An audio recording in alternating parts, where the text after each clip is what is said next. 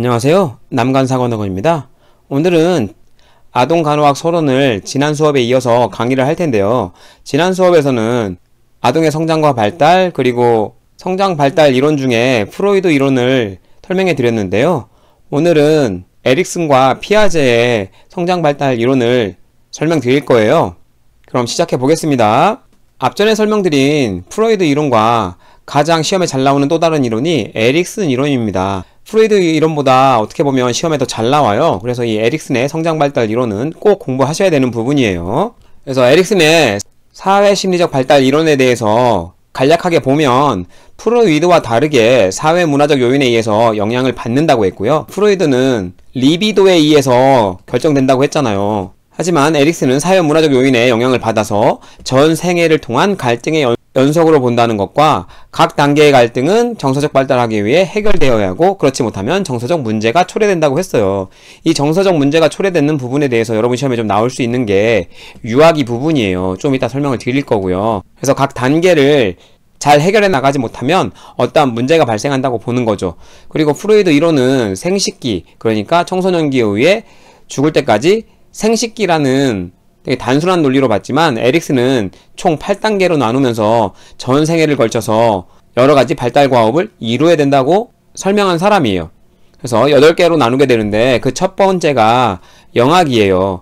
영아기의 기준은 출생부터 1세까지고 신생아기는 출생부터 30일, 보통 4주까지를 얘기해요. 그래서 28일까지라는 책들도 있습니다. 최소한의 이런 기준 계속 암기하라고 말씀드리잖아요. 알아두시고. 그래서 이 영아기에는 할 수 있는 게 먹고 싸고 자는 거밖에 없어요. 그 먹고 싸고 자는 거를 보호자가 잘 케어해주면 신뢰감을 획득할 수 있고 그렇지 못하면 불신을 획득한다는 거예요. 그래서 영아의 신체적, 정서적 욕구가 시기적절하게 충족되면 신뢰감을 성취하게 되고 그렇게 케어하지 못하게 되면 불신감을 갖게 된다는 설명이에요. 유아기가 되면 3세까지를 이야기하는데 유아기에서는 프로이드 이론에서 학문기라고 하잖아요. 그래서 학문 조절로 성적 쾌감을 느낀다고 이게 굉장한 포인트예요. 그래서 이 시기에 배설을 조절할 수 있는 능력을 획득하게 되는데 배설 조절의 자율성뿐만 아니라 이 시기의 아이들의 특징이 뭘 하면 계속 싫어요, 안 해요, 노, 뭐 이런 말을 많이 해요. 그리고 자기가 하겠다고. 그래서 이 시기가 자율성이 굉장히 발달하는 시기예요. 배변 훈련도 그렇고 본인 스스로 하려고 하는 의지가 굉장히 많아지는데 그걸 잘 해결해서 넘어가게 되면 자율성을 획득하게 되는 거고 그렇지 못하게 되면 수치심이라든지 의심이 초래되는 거죠. 그래서 크게는 배설 조절을 잘 해서 자율성이 획득이 되고 그렇지 못하고 배설 조절이 잘 안 돼서 부모가 굉장히 강압적인 방법으로 배설 트레이닝을 하게 되면 아까 정서적 문제라고 했잖아요.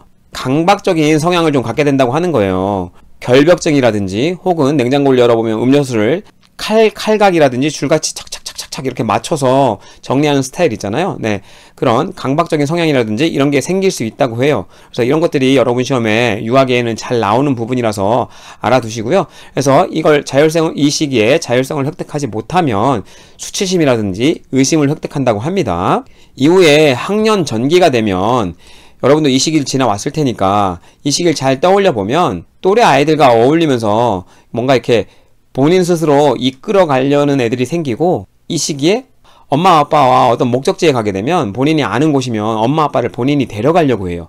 이런 걸 주도성이라고 하거든요. 그러니까 본인 스스로 뭔가 앞장서서 하려는 그런 성향이 생기는 때를 얘기해요. 학년 전기가. 그래서 주도성 혹은 솔선감이라 그래요. 본인이 솔선수범해서 앞장서서 나가는 거. 또 다른 말로는 주도성. 근데 이런 본인 스스로 주도해 나가다가 그게 뭔가 문제가 생겨서 잘 안 될 경우에는 그거에 대한 죄책감을 느낀다는 거죠. 이 학년 전기에 이루어야 될 과업이 솔선감이에요. 그게 안 되게 되면 죄책감이고요.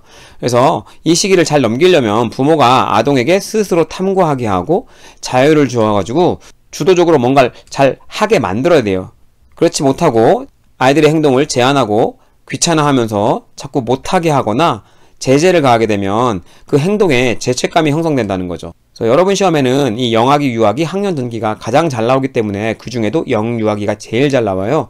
영유아기는 꼭 외워두세요. 이후에 네 번째 단계로 학년기, 이제 학교에 들어가는 시기잖아요. 이 시기에는 프로이드 이론에는 잠복기라고 했어요. 왜냐하면 이 시기는 학교 수업에 열중해야 되는 시기라서 성적 쾌감이나 이런 거에 집중하지 않는 시기, 이 에릭슨 이론에서도 비슷합니다. 학교에 들어가게 되면 공부를 열심히 해야 되기 때문에 공부를 열심히 해서 학업 성취도가 어느 정도 이루게 되면 근면성을 획득한다고 한 거고요.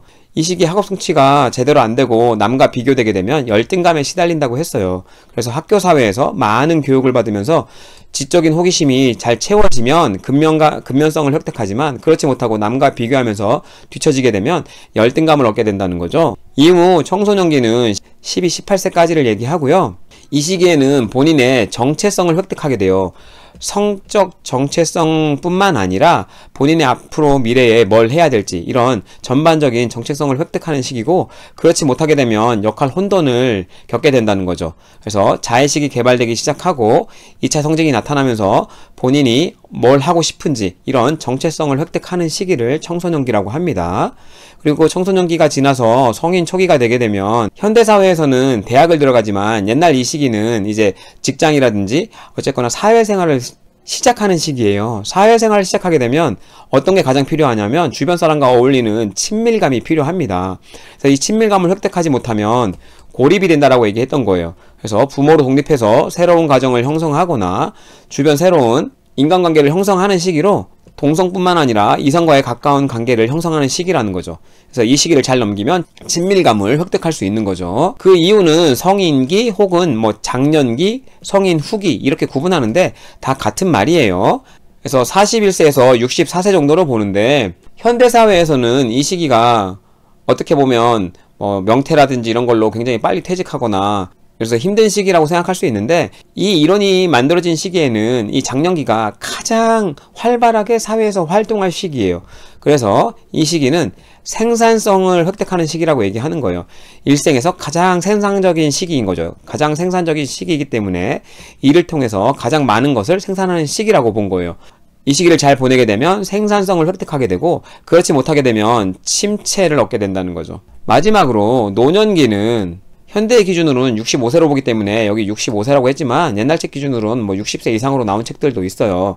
암튼 65세 이상으로 보게 되면 현재 야합 평균 수명이면 80세가 넘어가기 때문에 65세 정도를 나이 많게 보진 않았지만 예전에 65세면 굉장히 나이가 많았던 거예요. 60이나 65세면. 이 시기는 자신이 살아온 생애를 뒤돌아본다고 하는 거죠. 그래서 자신이 살아온 생애를 뒤돌아보면서 나름 자기가 잘 살아왔다고 생각하면 자아를 통합한다고 얘기하는 거예요. 아, 내가 참 이러이러하게 열심히 살았고 누구보다 가정에 충실했고 뭐 이러면서 자기 삶을 되돌아보면서 큰 후회가 없다면 자아 통합이라는 과업을 이루게 되고, 그렇지 못하게 되면 절망감에 빠지면서 죽음에 이른다고 이야기를 했던 거예요. 쉽게 말씀드리면. 그래서 신체적 능력과 건강이 쇠약해지고 은퇴를 수용하고 인생의 성취에 대한 자아 통합, 그러니까 인생을 돌아보는 거죠. 이런 걸 형성하는 시기를 노년기라고 이야기했습니다. 65세가 현대사회의 노인의 기준이라는 것도 같이 알아두시면 좋을 것 같아요. 지금 제가 여러분한테 알려드리는 부분은 아동간호학이기 때문에 아동간호학과 관련돼서는 영유아기가 시험에 가장 잘 나와요. 하지만 이 에릭슨의 성장발달이론은 아동간호뿐만 아니라 다른 여러 과목에도 연관될 수 있어서 이 노년기도 시험에 좀 나올 수 있는 부분이에요. 그리고 앞전에 설명드렸던 이 청소년기의 정체성, 역할 혼돈도 좀 시험에 잘 나오는 부분이기 때문에 공부하시려면 이 네 가지, 영유아기, 청소년기, 노년기, 이 네 가지가 시험에 가장 잘 나왔었던 부분이기 때문에 좀 더 유심히 보시면 좋을 것 같아요. 자, 이제 마지막 피아제의 성장발달 이론인데, 피아제의 이론은 인지발달 이론이라고 했어요. 어디에 초점을 두냐면 아동의 사고발달 과정에 초점을 둔 이론이에요. 그래서 아동이 어느 정도 나이에 이르러야 그 나이에 맞는 인지발달이 이루어져야 된다는 이론이기 때문에 그 시기 전에 조기 학습을 해봐야 큰 의미가 없다고 이야기하는 이론가예요. 그래서 학습은 아동의 이해 수준에 맞추어야 함을 굉장히 강조했다고 하는 거죠. 요즘 우리나라 같은 경우에는 굉장히 조기 교육을 많이 하잖아요. 근데 이 이론에 따르면 큰 의미가 없다고 얘기하는 거죠. 물론 이 의견에 반하시는 분도 굉장히 많아요. 아무튼 이 사람은 그렇게 이야기했다는 거죠. 이 피아제의 인지발달 이론은 크게 네 가지로 나눠요. 그 첫 번째 단계가 감각운동기예요. 출생부터 2세까지. 그래서 지금 앞전에 배웠던 프로이드와 에릭슨 이론과 조금 그 시간대가 맞지가 않아요. 나이별이. 그래서 출생부터 2세까지를 감각운동기라고 보고, 이 시기의 아동의 사고는 자신의 신체에 국한되어 있다고 얘기하고요. 사물을 직접 만지고 조작하는 탐색을 통해서 학습해요. 그래서 항상 이 시기에 애들이 여기저기 돌아다니면서 이것저것 만지고 입에 넣어보고 막 이러면서 주변을 탐색한다는 거죠. 대상이 보이지 않아도 계속 존재한다는 개념이 대상 영속성이에요. 이 영아기에, 특히나 영아기에는 이 대상 영속성이 획득되지 않아서 엄마가 벽 뒤에 있어도 없다고 느껴요. 분명 앞전에 바로 앞에서 얘기하다가 벽 뒤로 사라지면 없다고 느껴서 막 울어대거든요. 근데 이게 대상 영속성이 없는 거예요. 근데 이제 벽 뒤에 숨어도 방금 여기 있었으니까 엄마가 있겠구나 라는 개념이 언제 생기냐면 빠르면 4, 5개월, 늦으면 8개월 정도까지는 형성이 된다는 거죠. 그래서 이런 시험 문제도 나왔던 적은 있지만 그렇게 잘 나오지는 않고요. 최소한 대상 영속성이 뭔지는 좀 알고 계시면 좋을 것 같아요. 전 조작기는 2세부터 7세까지로 학년 전기와 어떻게 좀 겹치는 시기긴 해요. 그러면 이 시기에는 왜 전조작기라고 불렀냐 하면 그 다음 시기가 구체적 조작기거든요. 그래서 쉽게 이해하시려면 조작이라는 개념이 뇌를 어떻게 잘 굴릴 수 있느냐라고 생각하시면 돼요. 그래서 논리적인 사고가 가능한 거를 구체적 조작기라고 하고 논리적인 사고가 잘 안 되는 시기를 전조작기라고 그러는 거예요. 왜냐하면 시간의 개념이라든지 이런 걸 이해해야 뭔가 상황을 이해할 수 있잖아요. 근데 그런 조작이 잘 안 되는 시기를 전조작기라고 부르는 거죠. 그러다 보니까 굉장히 직관적인 판단을 하게 되고요. 자아중심적인 것이 특징이에요. 어느 정도로 뇌를 굴릴 수 있으면 논리적으로 생각할 거 아니에요. 그 논리적이 안 되기 때문에 자아중심적인 거예요. 그래서 자아중심적인 것이 굉장히 큰 특징이기 때문에 꼭 알고 계셔야 돼요. 이 전조작기의 특징이 자아중심적인 거예요.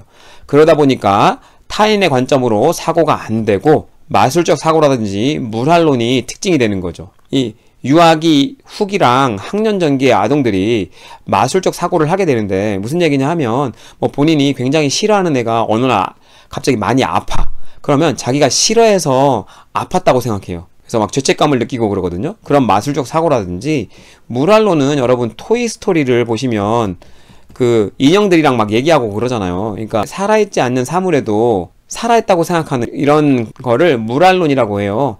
자아중심적이기 때문에 이건 역시 가능한 거죠. 하지만 논리적 사고가 가능한 구체적 조작기가 되면 논리적 조작이 가능하기 때문에 실제와 환상을 구분 가능하고 추리도 할 수 있고 그 능력도 빠르게 증가하긴 하지만 추상적인 거나 사회화된 사고는 아직 안 된다고 해요. 이 구체적 조작기가 지나서 그 이후인 형식적 조작기가 가능해야 이런 사고가 가능하게 됩니다. 딱 요 정도까지가 구체적 조작기예요. 그래서 시간의 개념이 점차 분명해지지만 먼 과거와 먼 미래의 사건은 아직 잘 구분할 수 없다고 얘기해요.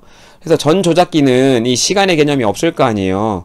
그러다 보니까 뭔가 아이의 행동이 잘못됐을 때 그 즉시 훈육을 해야 돼요. 그렇지 않으면 그러니까 몇 시간 전에 자기가 실수했던 걸 잘 기억하지 못할 수 있어요. 잘못했을 때 바로 그 잘못에 대해서 어느 정도 알려주어야 된다는 거예요. 이런 기준에 의해서. 그리고 이 구체적 조작기는 보존 개념이 확립되는 시기예요. 보존 개념이 뭐냐 하면 이렇게 납작한 그릇에 물을 넣은 거랑 이렇게 길쭉한 그릇에 물을 넣게 되면 똑같은 양이지만 이게 훨씬 더 많아 보이잖아요.